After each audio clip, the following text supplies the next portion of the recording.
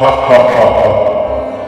आज से ये देवलोक इंद्रलोक कहलाएगा। इंद्र, तुम्हारा छल कपट आज मैं जान चुका हूँ। आज तुम्हें मेरे हाथों से कोई नहीं बचा सकता। यहाँ तक कि विष्णु भगवान भी तुम्हें बचाने नहीं आएंगे। आज मेरी क्रोध का ताप कोई शांत नहीं कर सकता।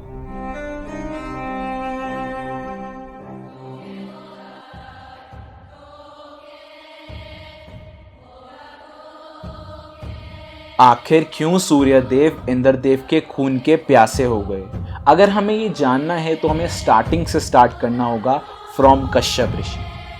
अगर आपने हमारा पिछला पॉडकास्ट अभी तक नहीं देखा तो फर्स्ट कमेंट में लिंक है, आप वहां से जाकर हमारा पिछला पॉडकास्ट देख सकते हैं।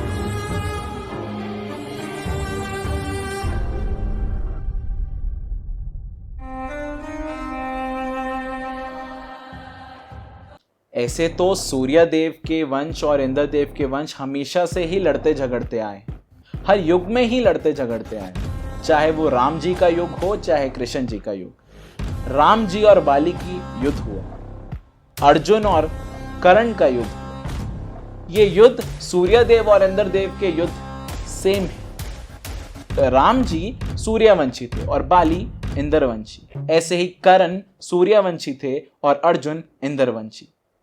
अब ये चीज हमारी चलती ही आई, बट इसका कारण क्या है?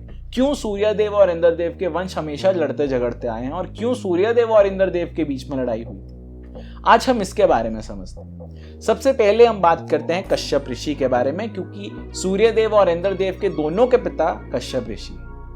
कश्यप ऋषि की 13 पत्नियां थी, लेकिन हम माइथोलॉजी में 2 ही पत्नियों को ज्यादा महत्व देते हैं, जो कि है Aditi, mother of all gods, सारे देवताओं की माता, Diti, mother of all demon, सारे राक्षसों की माता। तो अदिति, जिनसे सूर्यदेव और इंद्रदेव जन्मे हैं, जब अदिति अपना सबसे पहला बच्चा आदित्य को जन्म देने वाली थी तो अदिति के बहुत से सपने थे कि बच्चा ऐसा हो जिसमें बहुत ज्यादा तेज हो, जो बहुत सुंदर हो, जो बहुत बुद्धिमान हो, जिसमें हर कला से वो बच्चा संपूर्ण हो।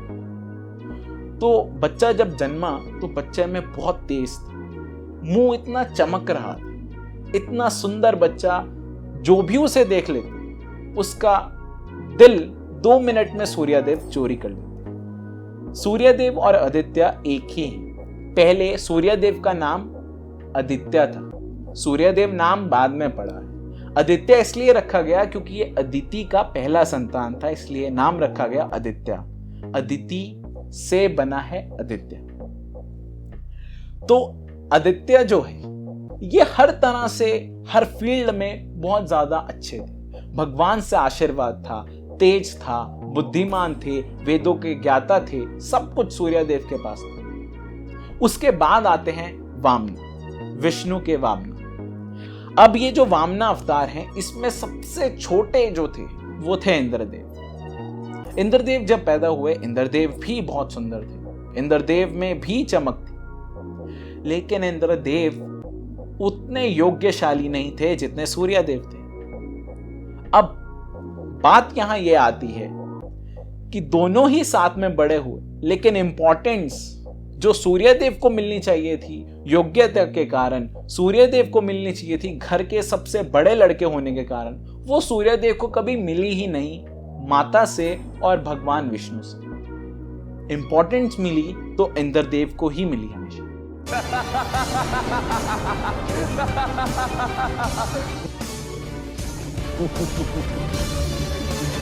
देवताओं और राक्षसों के बीच में लड़ाई चलती रही, ये हम जानते हैं। तो ऐसा माना जाता है कि अगर सूर्यदेव इस लड़ाई में नहीं होते, इस युद्ध में नहीं होते, तो ये युद्ध कभी भी देवता नहीं जीत सकते थे। ये एक ऐसी युद्ध थी जो कि सूर्यदेव के होने के कारण ही देवता जीतते थे। इंद्र छल कपट करते थे, वो हमारी माइथोलॉजी में भी लिखा है। और इंद्रदेव इतना छल कपट करते थे कि जिसके कारण सूर्यदेव भी कई बार उनके जाल में आ जाते थे। शुक्राचार्य राक्षसों की टीम में थे, शुक्राचार्य राक्षस की तरफ से लड़ते थे। अब जब विष्णु भगवान ने ये डिसाइड किया, त्रिदेव ने ये डिसाइड किया कि देवताओं को स्वर्ग मिले और राक्षसों को पाताल। तब ये फैसला हुआ कि ये स्वर्ग, ये देवलोक का राजा कौन बनेगा। और यही बात जब राक्षसों में आई तो सबसे बड़े थे हयग्रीव और उन्हें पाताल का पद अधिकारी बनाया गया। लेकिन यही सेम चीज देवताओं में नहीं पाई गई। तो विष्णु भगवान ने एक ऐसी बात बोली कि तुम आदित्याज हो, अदिति के पुत्र हो।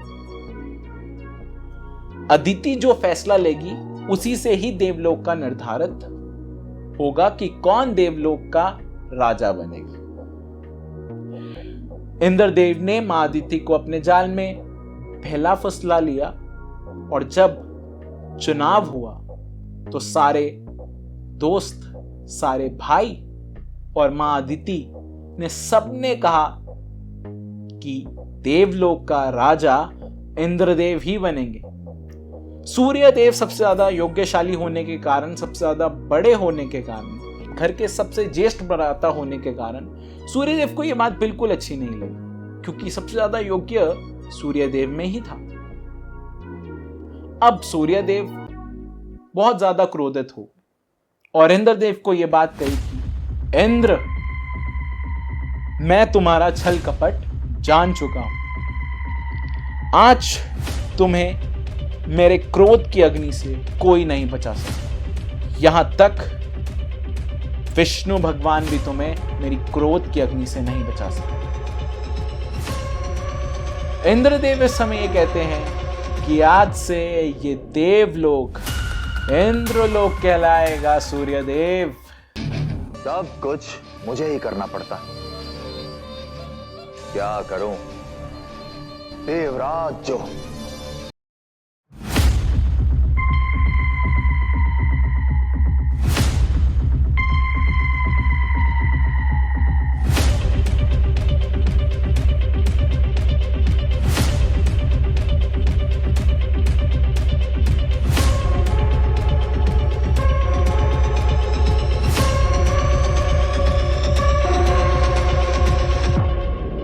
सूर्यदेव और इंद्रदेव के बीच में झगड़ा शुरू ही हो रहा था, इतनी देर में त्रिदेव आ गए, ब्रह्मा विष्णु महेश। और वो आकर ये बात कहते हैं कि सूर्यदेव, अगर आप ये लड़ाई, ये युद्ध करते हो तो ये सर्वनाश होगा पूरी की पूरी देव समाज का, और राक्षसों का राज देवलोक पर साथ ही साथ पाताल में भी होगा। क्योंकि तुम दो भाई, एक पिता के दो बेटे आपस में ही लड़ रहे हो, तो सब कुछ ऐसे ही खत्म हो जाएगा। तो सूर्यदेव की क्रोध की अग्नि शांत करने के लिए 4 लोक बने। पहला देवलोक, दूसरा सूर्यलोक, तीसरा धरतीलोक और चौथा पाताल लोक।